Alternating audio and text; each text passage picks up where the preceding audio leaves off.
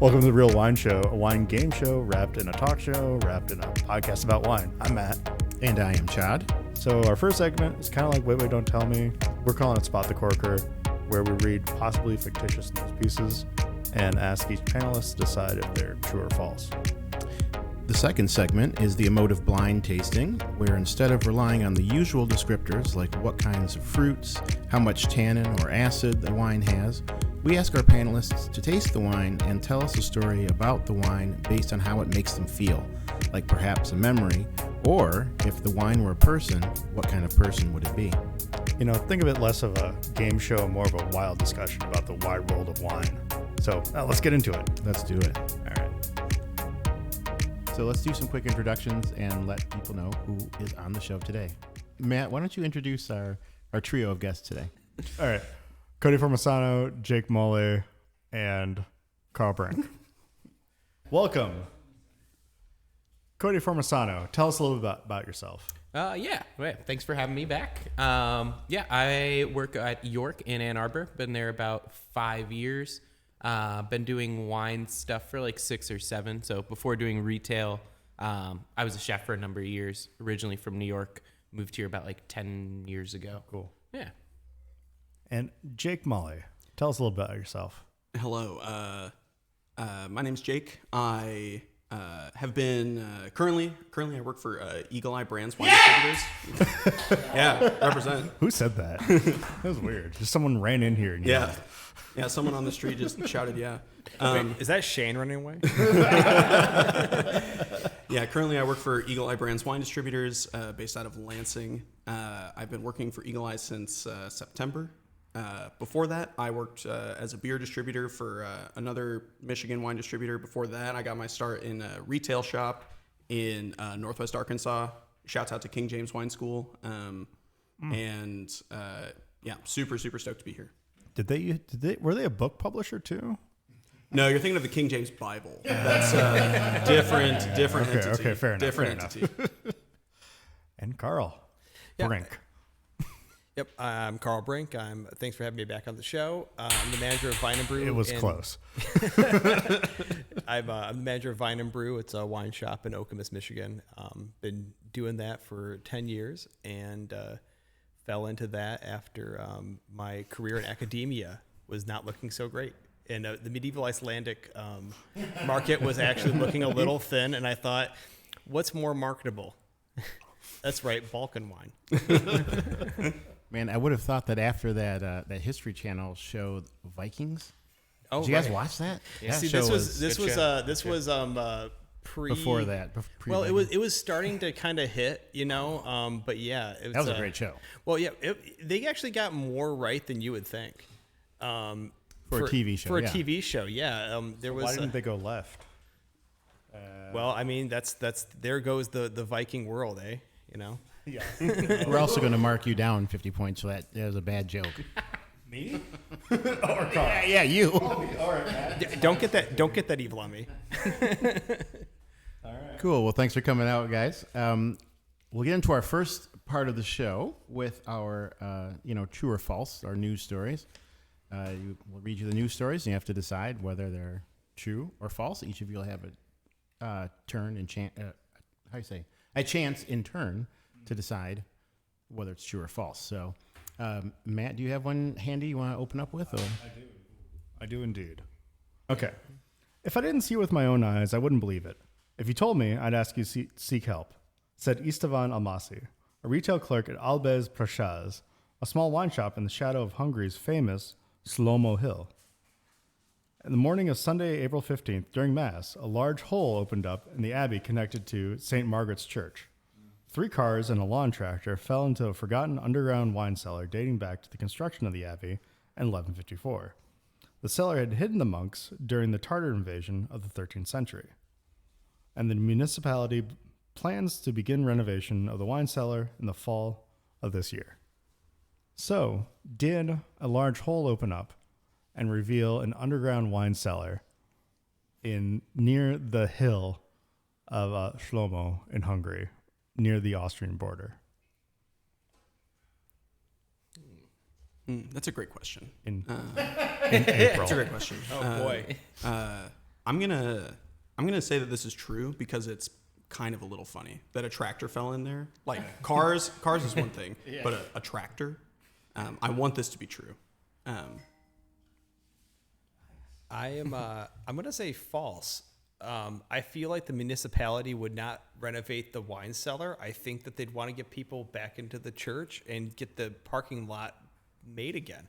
That's my thing. I went, no. They're not spending money on renovating a now caved in cellar. No. They're going to try and get people to go look at if they've got an old church, that's the tourist draw. It's purely based on what I feel like a local bureaucrat's going to do. I'm gonna say false. The Tartar invasion was in the 12th century, not 14th. Whoa. I'm just kidding. I totally made that. I was actually fully expecting Karl to say something like that. No. It's like definitely fact checking. It's too far east for me to know about. Oh, okay. Yeah, no, that's the thing. I was like, oh god damn it, I don't know anything about that. I never studied old church Slavonic. I don't know. You could Well, say I thought the story was interesting. I'm like, they have a hill called Shlomo. They have named after some Jew, and that's interesting. well, that's It's a volcano, not a hill. It's a volcano.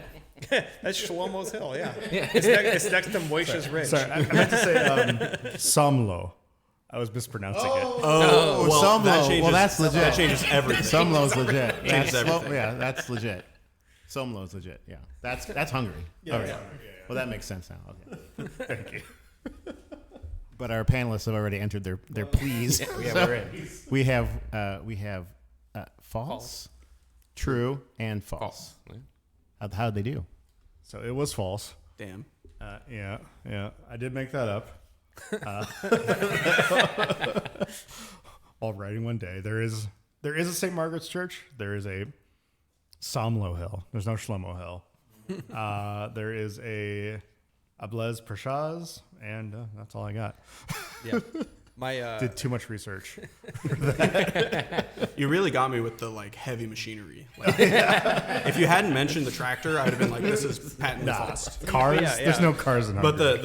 the southerner in me was like, "Tractor, it has to be true." It has to be true. I was feeling that too, Jake. I was like, the tractor is that's the truth. It was too specific. That's the Yeah. tell. Yeah, Yeah. for sure. Well, cool. All right. Well, let's go then. We have,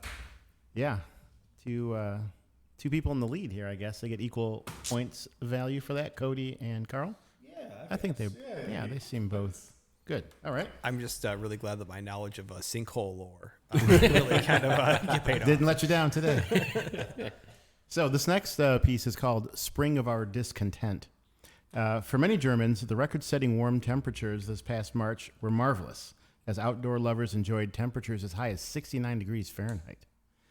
So too did the trees and flowers enjoy the prolonged stretch of warmth, as bud break came early, and from Berlin to Baden, the fragrance of spring blossoms filled the air. However, a dramatic drop in temperatures in April turned the collective smiles verkehrt.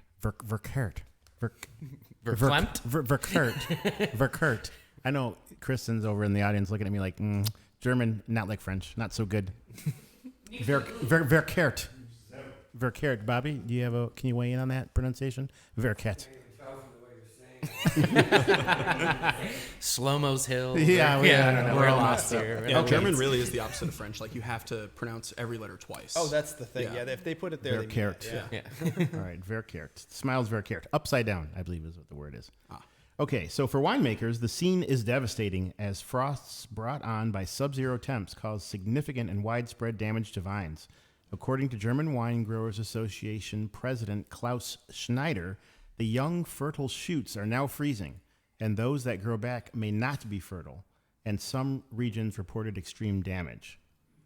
That a winery like Maximine Grünhaus, whose Mosel vineyards are planted on extremely steep slopes, which usually means that the upper slopes are protected from frost, lost 100% of their shoots in 2 nights, and that really does suggest the gravity of the situation for Germany. Indeed, the Franken Growers Association reports at least 50% of their 6,000 hectares were damaged. That means a lot fewer of their iconic Franconian box butels, that classic bottle shape, will be forthcoming. 2024 then may be a year to stock up on German wines, as next year selection and quality will be down and prices will be up. In fact, the scale of the devastation, this may suggest there would be no, I want to repeat this. In fact, with the scale of the devastation, this may be a point of no return for German wine prices. So our question to the panelists is, have spring frosts caused tremendous loss in Germany this year? So let's get some responses from our panelists about the devastating German frosts. Who wants to lead things out here? Oh boy. It's like Carl's going for it. That one, I don't want it to be true. Are you Because a Riesling lover? I'm a Riesling guy, although not so much out of like, like out of like the Baden type area, but as long as my precious Mosel stuff is safe. But I mean, I like it all, but I don't want it to be. I don't want to go. Get more Kornhauser expensive. said 100% maybe. Yeah, that Does sucks. that change your? Yeah. Oh, Yeah. that's why you want it not to be. I want true. it not to be. Yeah, Yeah, no, of course, no, yeah. not certainly not a thing. Yeah. There's no love lost for like Baden Pinot or anything like that. They're cool, though. Franconian See you Pinot Noir. later. Well, look. If I had to pick one there, it'd be like, well, the Boxbeutel, those things are such a pain on the ass on the shelf. Because it takes up the space of two regular bottles, Right, and so now they're we're very getting wide. into salty retailer land, and it's like, oh, you piece of shit, just come on, let me just get it. Come on. So the box beetle, the round right there, low, rounded, and kind of flattish. Is that right too? They look Yeah. like they should be like a liquor bottle, but they're not. Yeah, Yeah. right. And for that, I won't forgive them. All right. So are you calling this true or false, Carl? How you gonna I'm gonna go? call Lamentations aside. I'm gonna call it true. True for the German. I think it could be true. Yeah. German frost for 2024. Who else is going to throw down? I'm gonna say Cody. false on this one. Are you saying false? Yeah. With a P? Did you write this story just to make that joke? I know. I was enjoying it a little too much. Maybe I gave something away in there. You've fallen into Chad's trap. False.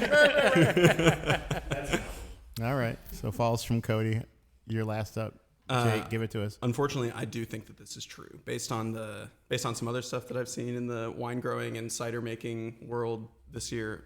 I am inclined to believe that this is more truth than it is false.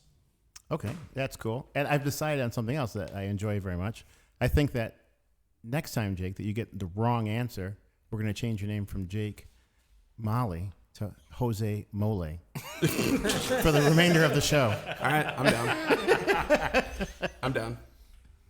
Ole mole. So, Goodness gracious. Jeezy Pete's. it is true. No. It is true. Sadly, it is. I say it so. I just knew it. I was like, Yeah. oh no, this hurts me too much to be false. Actually, this is really cool. So, not cool. It would be very bad. But I mean, cool as in frosty. they call it like those 3 days the Frost Saints. So it's Saint Augustine, Saint I forget the other two saints, but it is Saint Urban. Anyway, so those the saint days are around the time when there can be an unexpected freeze. So once they get past those 3 days, then they're okay. Okay. But that's the But that's the we're really tipping worried point, about it. Yeah. So crap. And this time the Saints are just like, They're like, no. yeah. Yeah. God, it's a godforsaken place. Y'all fucked up with that. All right. So, score update? Yeah, that'd be dope. All right, cool. We'll do that. So, we'll just do it democratically. We got Cody with 3. No, wait. 103. My bad. Oh, hey, there we go. Oh, Wow. just handing out points. My bad. Jake, you got 98 and a square. Dope. All right, Yeah. I'm gonna write that down. Carl, you got 200. That's it. All right. That's Now you do it. That's an honest 200. Yeah. I want to ask a quick follow-up question here because I don't know if any of you caught any of the pictures on Instagram where they had of the vineyard pictures from the spring where they had on Burgundy and stuff, they had candles out in the vineyards, or they were wrapping, like trying to wrap, what do you call them, shoots in plastic and stuff. And I was like, these are incredibly primitive. Like, it seems like you would have something a little bit more fancy to protect billions of dollars worth of valuable crops. Is anybody else surprised? I mean, at least like some extension cords and a space heater, Yeah. Well, I feel like it definitely borders on almost like junk science. I mean, I feel like every year I see pictures of all of these cans in Burgundy, and I'm like, there is no way that this is helping that much. I don't. Or like a fan. They use fans a lot. We pay for the story. Yeah. We're paying for the romance of wine. Yeah. Yeah, and it's I guess there's a point at which it's like, unless you were to like have some kind of like, I am so not an engineer. I'm like, I don't know, like maybe you build a big bonfire and that thing like no, not that. Well, you can tell when you're close to a motor. You can say an engineer. Yeah. Wow. That was another negative 50. Well, yeah, I was thinking like, they put like in-ground, like in-floor heating in houses and stuff like. Yeah, you can do it in your driveway. Yeah, I'm like, why? Maybe you could put like some kind of a heater, something, just in something case. other than like little pots of candles. It seems absurd. Especially certainly with some of these guys who've owned their plots since whatever. What kind of investment is this? Yeah, 1,400 is like the land's been paid for since your relative like knocked the right guy over the head for the. Yeah, build the bonfire, get the fans, and get it done. Let's what can we figure out? Or like, can we run a pipe with some hot water around it? Like I don't know. Yeah, something. Yeah. Do you want to do a glass check? See what we got going on. See what we're drinking. I have to refill mine, but I mean, we were talking too much. I would love to, but I'm actually fresh out. Cody, talk about the R20. I mean, so this is R20 by Olivier Lemesson. He was a producer in the Loire Valley, one of the really early, super rebellious natural wine producers. Like, do you smack his teacher? Yeah, probably. I think everything I've read about Olivier Lemesson when he was alive is that, yes, he had really strong opinions and was very loud about them. Very little minimal intervention winemaking. He passed away, I believe, in 21. So this is one of like his last vintage. Blend of, I believe there's some Cabernet Franc, Malbec, and Groyot. I think mostly Groyot, like 50%. Nice. Super earthy, spicy. I've had this in my cellar for a little while, just because his wines were aggressively funky upon release every time. But it just sings. It's like, what Chenin Noir should. No, wait. Yeah. No, that's Petit. Yeah, never mind. Something good anyway. Yes. And then I had something from La Barra. What was that, Kristen? Maybe you know. It's the Ochganuri Sapare. Yeah, the Curcum Solum from La Barra. Yeah, I was just drinking that too. Thank you. Yeah, that wine's it's dope. not So a nice little Saperavi, Georgian. right? It's a No, different grape. Ochganuri Sapare is the grape. Yeah, It's like a Ochganuri super rare, Sapare, small production. Yeah, it's cool. Yeah, Yeah, it's I dope. remember when we had that, and I was like, it was like Delicious. Sapere, and you're like, oh, so it's not Saperavi. It's like, no, it's a different thing. It's like I have so little to work with my Georgian wine knowledge to start with, and then it's like, oh gosh, new stuff. Yeah, it's a great wine. Oh yeah, I have the R20. You guys have something different in your glass too. Yeah, Kristen just handed us, Karl and I, this unsung hero from Subject to Change wine.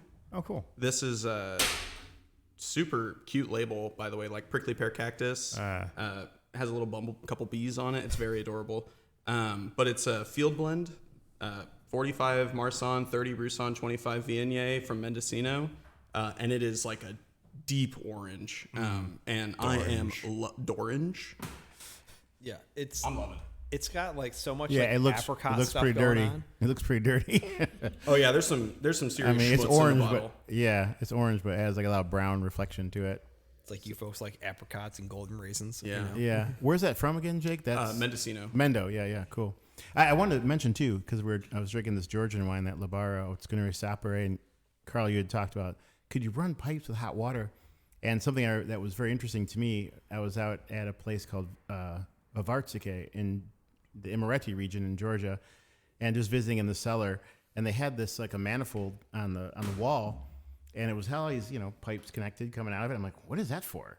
and these guys had rigged up. They were doing Qvevri fermentation, so the Qvevris were buried, but they had around the Qvevri they had wrapped, essentially coiled, hose or whatever. Yeah, so they could pipe, for cooling. They could run water through those, and it would cool the Qvevri down, which I thought was kind of an interesting. Yeah, I mean, it's not like I thought that through super well, but I'm glad that those guys had along the same lines. Yeah, Chad, the first Georgian wines I ever had were like the stuff that you started bringing in, and so that's like my whole knowledge is based off of whatever's been curated by you. The Georgians are moving insanely fast right now. Yeah. I mean, it's just amazing. There's so many new producers and things, like just in like the 5-year gap. Like I was there in 2018, then went back last year, whatever 5 years is, and like the number has just exploded. I mean, it's incredible. So I think it's just a dynamic place. But wines like this are, for me, very, very satisfying. So are getting things out of there like fairly okay with the stuff going on in the Black Sea, or is that like? I think it's a problem a bit, but I'm not entirely sure. I see, Jake, you were shaking your head. Maybe you've heard something more than I have now. Yeah, just because I'm kind of removed from it. Yeah, it's takes a really long time to get stuff out of there now. Like, there's super, super long lead times for getting containers out of there, and some containers literally arrive damaged with like bullet holes in them. It's not something that has happened to our company, but stuff that I've heard from like other importers from like that area around the world. Super long lead times. It's very volatile. Sometimes ships just get stuck. Containers get stuck in port. It's just a really, really tough thing right now. We're supposed to have a Georgian supplier with us later this summer. And one big question we had in a meeting in March was like, are we going to be able to have product on hand when he's actually in town? Because it's so tough to get stuff out of that region right now. Yeah. So, yeah, it's crazy. It's really tough. We can throw a Russian hate fest party anyway. I mean, who needs that shit? Yeah. Oh, yeah. Yeah, everything else be damned, but I mean, once you interrupt the flow of Caucasian wine, now you have my attention. Yeah, absolutely. Do we want to? All right, we got a new game for the show. Okay. Chad, you had a good name for it, the blind when you're reading a tasting note. God, I cannot remember. We did talk about that, but yeah, what was it? I don't know. Anyway, make something up. I've been calling it blind noting, but that's terrible. Basically, I read the tasting note, and then you guys get to guess what the wine is from the descriptors, basically. Because even a blind squirrel finds a nut every once in a while. So are these like crowdsourced, like from Vivino, or are these professional, or are they just from anything? It's anything, Dope. Anywhere. Dope. I mean, right. some of the the non-professional, and I say that with quotes around them. Some of those reviews and stuff have some real gold in them. Oh yeah, you're like I don't know what you're working with, but it's beautiful. Speaking of gold, here we go. All right, old wine is bringing this beautiful like dark bronze color, saltiness and complexity. The young wine is bringing freshness. It's very much a wine that has many wines at once. So in some ways it behaves like an orange wine, and in other ways very much like a white Burgundy, like intoxicating lavender honey notes that are very much like Ravenot Chablis, has the richness, texture, and reductive notes that you find in Corton Charlemagne and Merceau. And then finally, because of the long aging and time of the lees, there's this like sherry and champagne. Lots of like salty and umami notes. Also these like brioche, like kind of toasted yeast and bread and custard aromas. And yeah, remind one of like champagne that's been on triage for like very, very long time. Okay, so you can do a just a call of that. Like just like, but I also have a multiple choice. A call of your like wet wine dream. What was that? I was going to say wine that has many wines. That is, I think, my favorite wine note I've ever read. I really a wine of many wines. I really enjoyed that. this sounds like someone started like a voice memo in the back room at Vine and Brew while there was a sales rep doing a pitch and just wrote down it, like auto transcribed like 3 different lines of conversation at once. And it's like it's Thursday at 6 p.m. Yeah, that's exactly who I was thinking of. Yeah, there was like old wine and then young wine. And you're like, what? Huh? I was really hoping there would be this is one of my favorites in there. We have to have Tyler on. Yeah, absolutely. Do we all want to make a shot and then hear the multiple choice? That might be a fun way to do it. Fun. Yeah. Make a call and then hear the multiple choice options to see how close or far we are. Yeah. All right. I'm gonna say, in the spirit of what we were just talking about, I'm gonna say that this is some kind of Kvevri aged like Rakatsateli Mitzvane thing. All right. That's a good call. That's interesting. I think it's 7 year. I think it's old 7 year.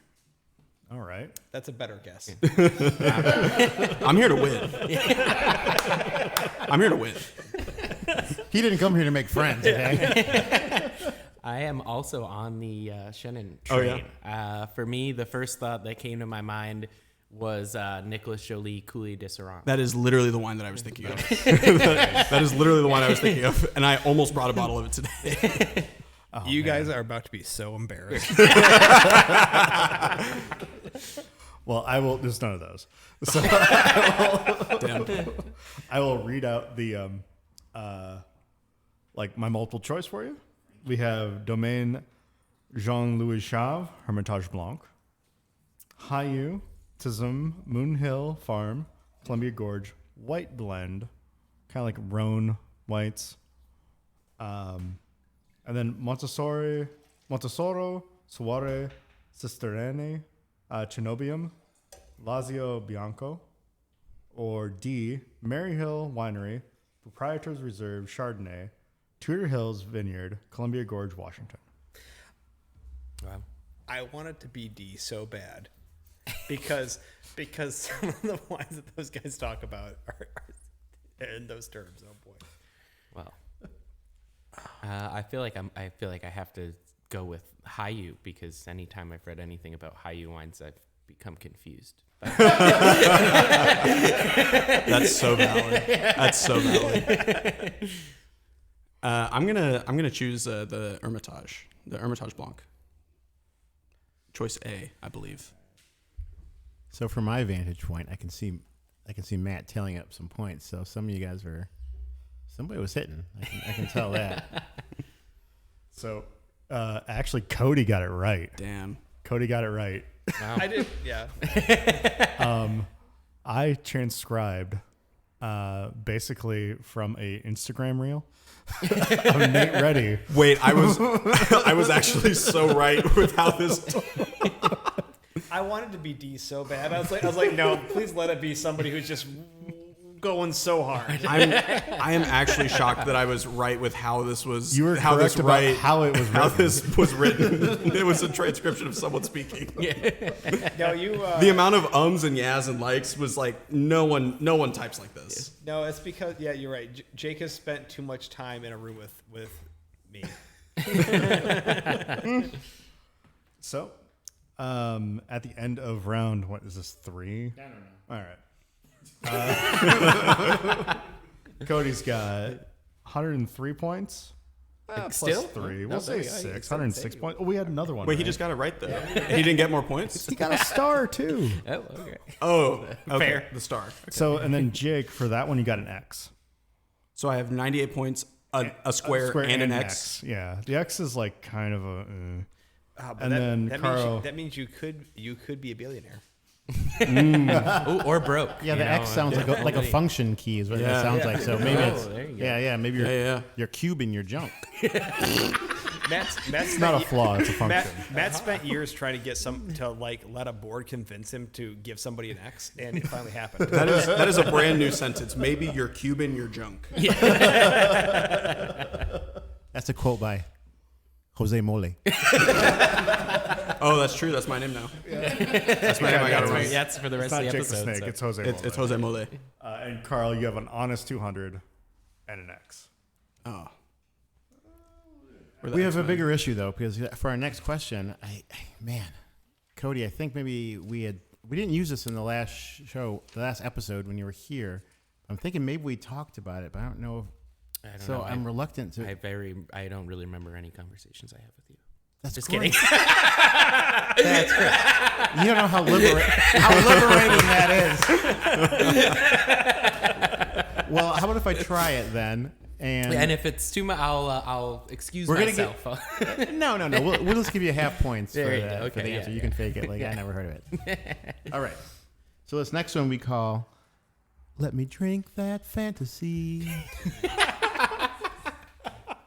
and it is about the Austrian crystal manufacturer Riedel, who is launching their new Royals line of stemware, a collection inspired by reigning monarchs across the globe. The brainchild of Georg Riedel, the 10th generation owner of Riedel Crystal, which was established in 1756, the Royals line grew out of a lunch with Prince Albert II of Monaco, scion of the House of Grimaldi, which has ruled Monaco for 800 years, making them Europe's longest ruling royal family.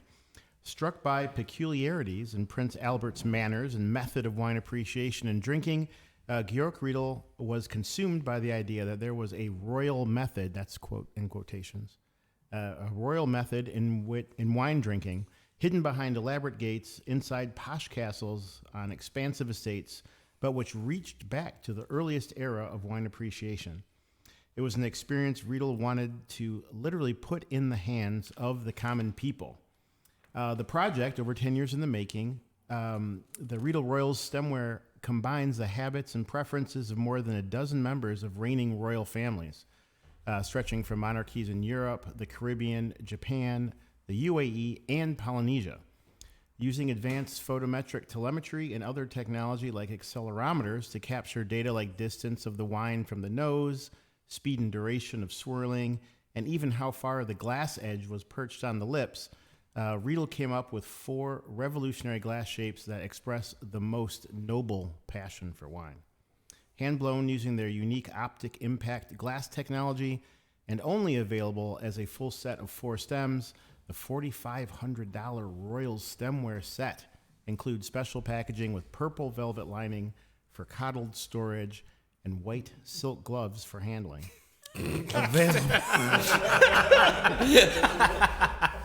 Silence! So that your peasant hands don't dirty your glass that you bought. Available only by appointment at... I'm trying to read this, please. Available only by appointment at the boutique in Riedel headquarters in Kufstein, Austria, and limited to 43 sets in honor of the 43 existing monarchies globally. It's Riedel's most exclusive product yet. So our question to the panel is, did Riedel make a Royals set crafted to reflect the habits and wine drinking style of monarchs? I honestly don't remember if we actually ever did talk about this, but You were high, and I can say that because you don't remember. But I'm gonna say false because the person who owns Riedel name is Maximilian Riedel, and he has a ridiculous Instagram presence. If you're not following, Yeah, I was literally going to say the same thing. his Instagram is insane. I was going to say, I think I would know about this. Yeah, he based on his constantly Instagram. comes out of his cellar. He has like a Nebuchadnezzar. He's like, "Oh, having drinks with my friends," and it's like a 45 Lafite that's in like a 6-liter, and you're like, "Oh, weird." Yeah, it's too far even for Riedel, and they'll make anything. But Yeah, but that's although a bridge too far. although the true or false, the Emperor of Japan likes to put the entire mouth of the glass in his mouth and then drink it. Like, like it wraps, wine. like Yeah. lifts all the way around. Like he goes whole hog. See, it's fertile ground. I'm telling you guys, for glass makers, you Yeah, can. that's You know, that could be real. I've not met you him. still got to call it though. I mean, it could be, sure. But Yeah. Oh yeah, no, it's false. Yeah, it's false. both the thing I said and the thing you said. Right. Okay. I want Dang, this. You got me again. That's another ace. You better give him some extra points for that because that's 2 aces in 2 episodes. That's vicious. I want this story to be true so bad because I think Riedel would do something this silly and frivolous. But it is. honestly, I feel like following Maximilian Riedel on Instagram, I would have seen this if it was a real thing. Yeah, and He would not be able to shut up about this. Right. they make such crazy like I actually bought I think they were like $45. I bought a handful of these for a friend of mine when he finished his home tiki bar, and they were Riedel Coke glasses. Oh, that's so sick. They are not for the beverage. That explains the little scoop it came with. Really? Riedel makes Coca-Cola glasses specifically for Coca-Cola? They do, yeah. And you guys doubt the whole royal. Well, all right, that's fine. It seems like much richer, more fertile ground, but that's fine because you are all correct. It is false. It is a novelty idea that just came to me in I don't know, You know, I actually Fever dream. a drunken stupor. You know, I actually consulted on the Sprite flutes. Yeah. I can't What wait do for you them to guys come think out about with the that Baja stuff, though? Blast Collins glasses from Riedel. What do you guys think about that? Oh, the Riedel glass shapes and specific to varieties and all that. How's that? Terrible. Terrible? So Too much you glass. don't buy- You don't need. No, I don't. I mean, I have the Riedel white wine glasses. I think are universal and just like the default wine glass. But yeah, I don't understand the who has a cabinet, quite frankly, that big. Well, you know, your Riesling Well, if you glass, were- your That's cab, facts. your peanut. Yeah. If you were a Polynesian king, If I you was a might. Polynesian noble, perhaps I would. But Yeah, I think it's fun. You know, years ago I went down this whole like glassware rabbit hole.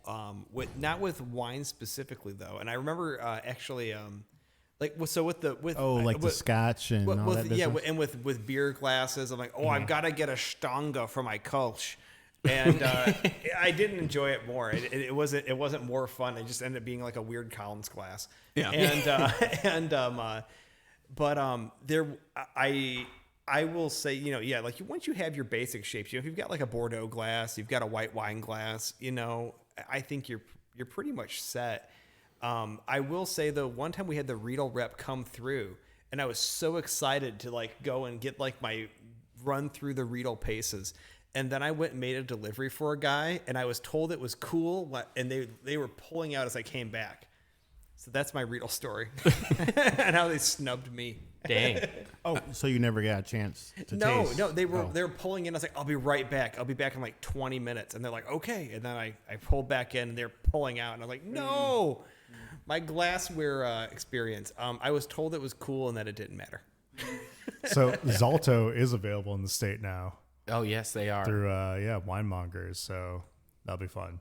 We're gonna have them at the shop. Big It is ups. announced now on the show that Vine and Brew will be selling, and no one can protest this or say no, they won't be, and no one's manager can say no because it's being announced right now and here. So all right, moving on.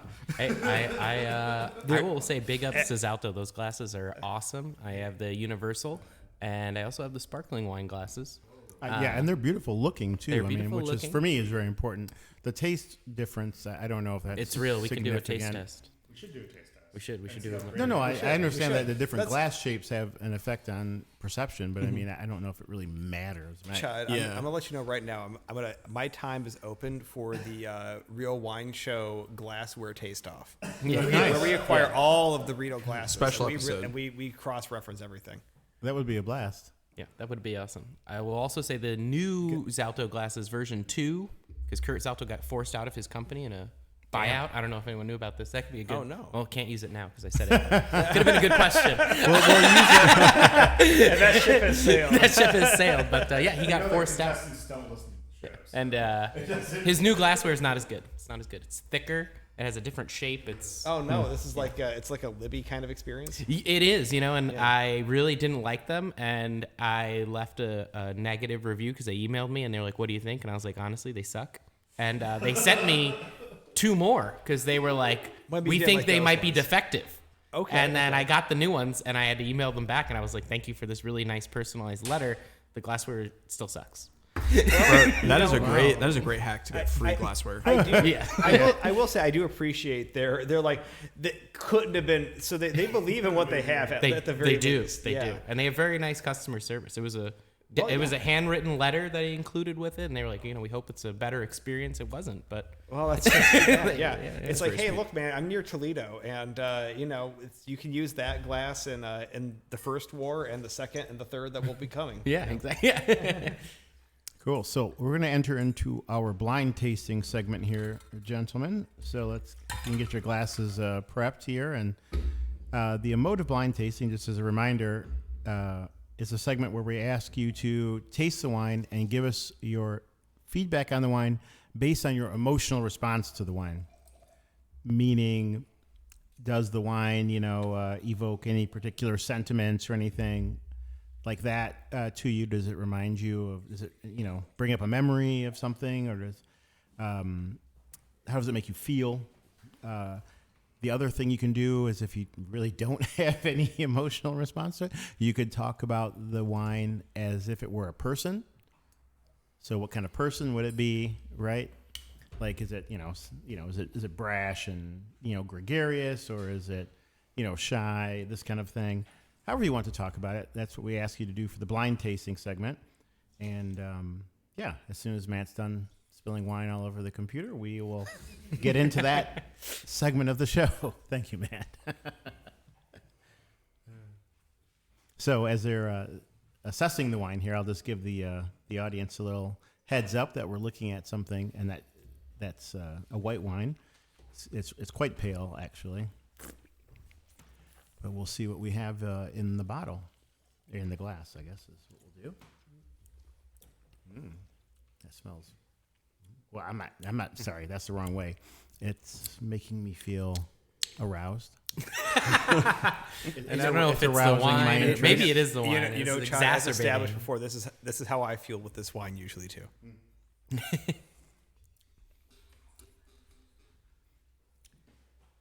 boy, that's pretty nice. Yeah, at first it really aromatically reminded me. I spent my honeymoon in the Loire. My wife got COVID. That was awful. I did not. But I ended up spending the rest of my trip. We were in Amboise, so I was all alone. So I spent the rest of my trip, as one would do, drinking lots of wine.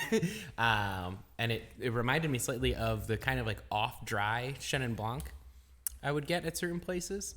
It just kind of had that almost like a soda. Kind of like pop kind of quality to it. But then once I drank like it, the vanilla kind of a thing? Yeah, or yeah. Like a cream soda type of like thing? a creamy soda kind of thing. But then when I drank it, I was like, no, this is definitely not French. I don't, but.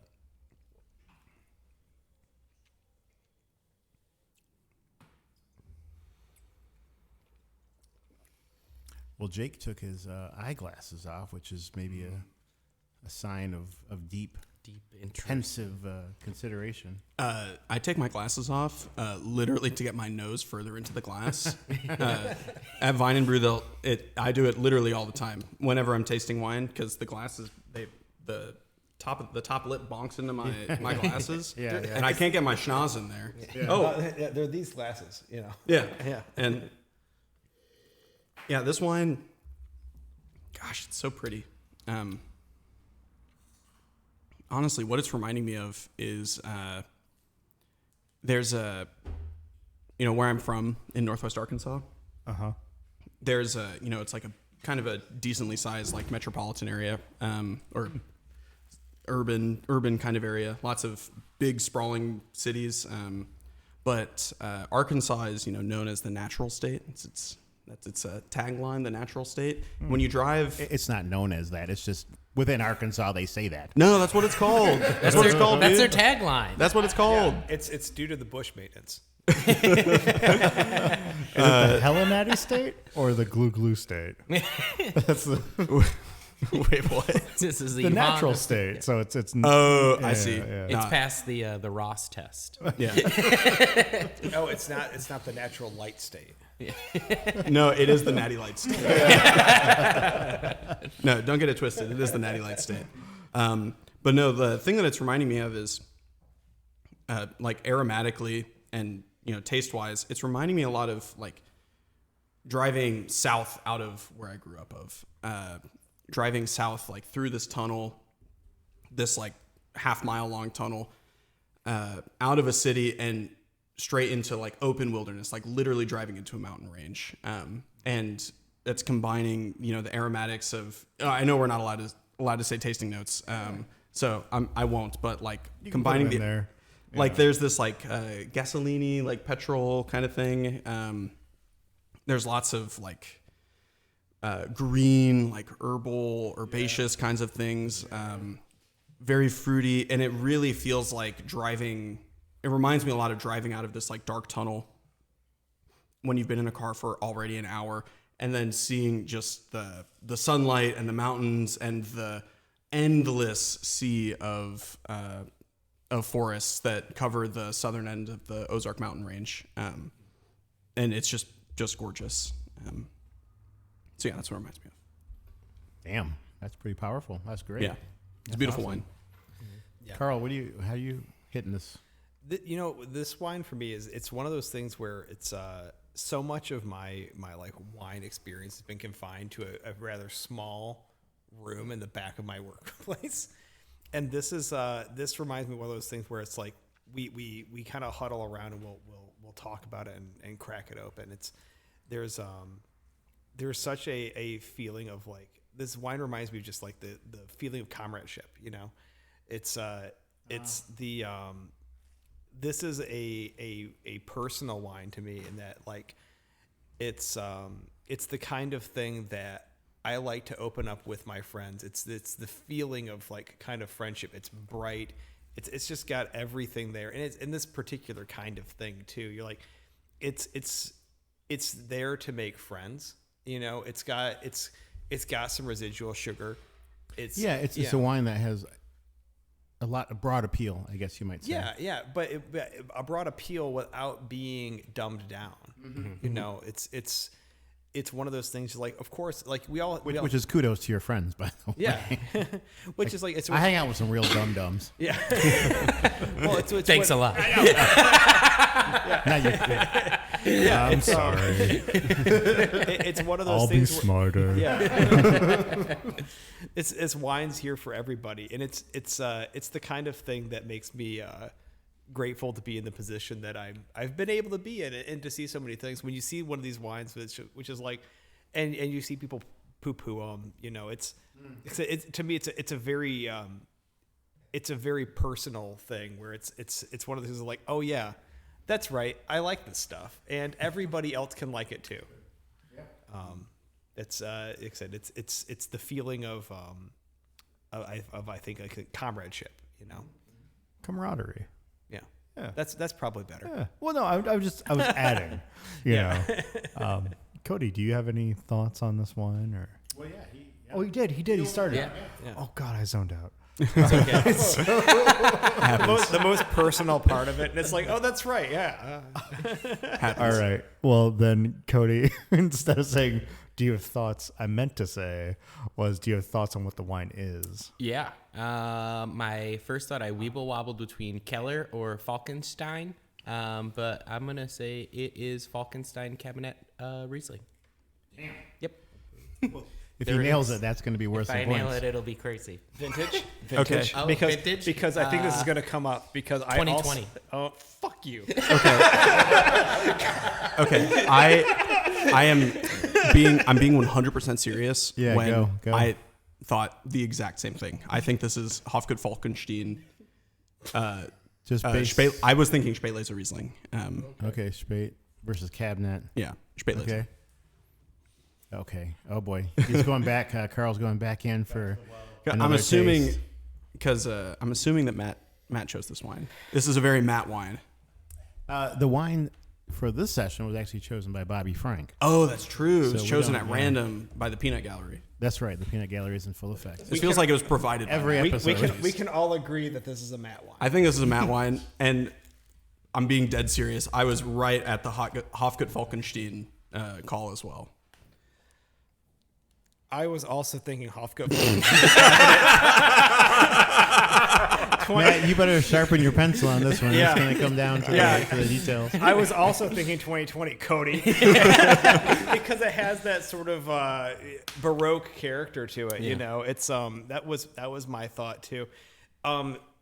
Yeah, I don't. That was what I had zeroed in on, so I don't have another one either. Because Jesus Christ, if we don't get this right, we were just done. Well, you know what they say: if it ain't Baroque, don't fix it. Don't be seen. Don't façon. Don't Is that how they say it in France? Façon. I've had so many different things. I think it's Fix them. That's how we said it in Arkansas. Don't fixin'. This is the Albert B. Show. Fixin'. Well, who wants to do the reveal? I'll do the reveal. All right. I'm sitting closest to it. And if you have a bottle of Falkenstein Riesling, this would be the perfect time to switch them out. I've actually got one under my chair. There are some Matt, cards what's the one on the line. with the owl on it that you designed? Oh, that I Brundelmeyer? didn't design it. I didn't Okay. design it. Is it Brundelmeyer? Hey! It is the Hofgut Falkenstein 2022 Riesling Cabinet. Well, we were close. Yeah, Damn. I thought 20 as well though. Yeah.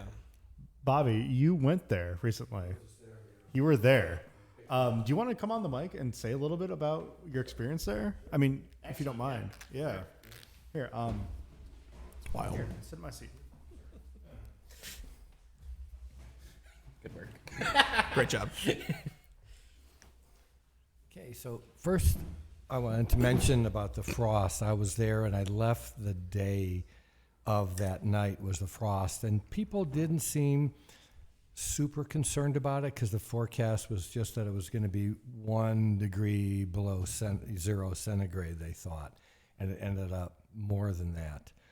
And I was at Maximum Grindhouse, and yep, and you know, with the owner Maximum, and they had replanted Opsberg, their top vineyard, so it was all young vines. And I don't know if the other two vineyards got 100% destroyed, but I think those young, very young vines just were demolished by the cold.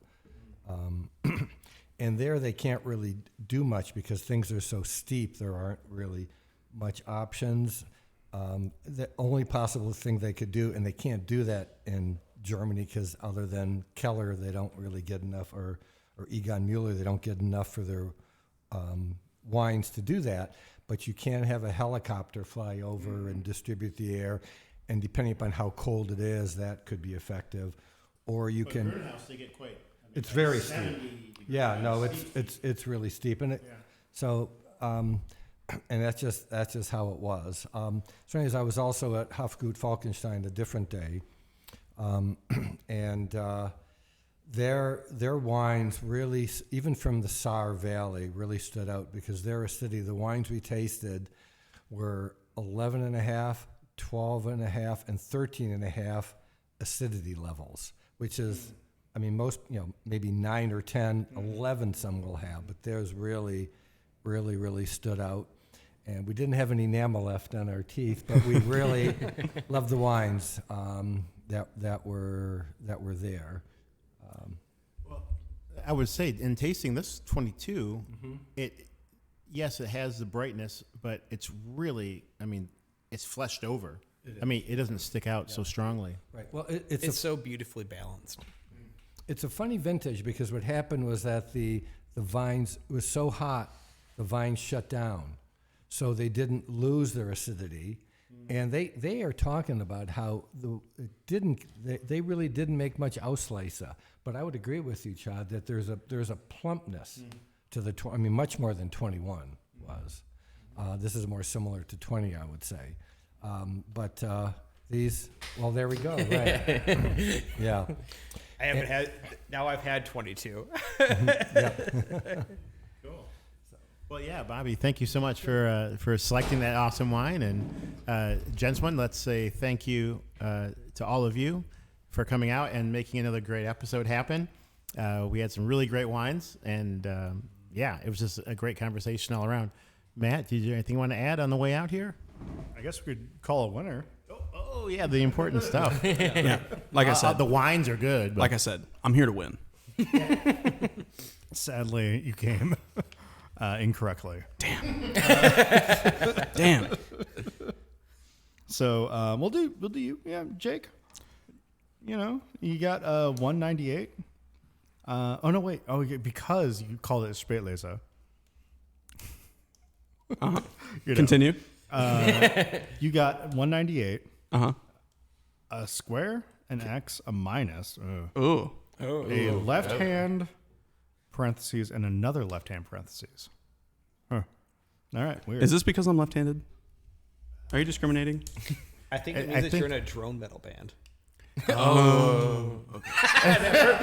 for a drone band. that tracks. There, yeah. That tracks. I was going to say I'll accept that. this guy's murdering Vine and Brew's allocations over here. Is that what you want?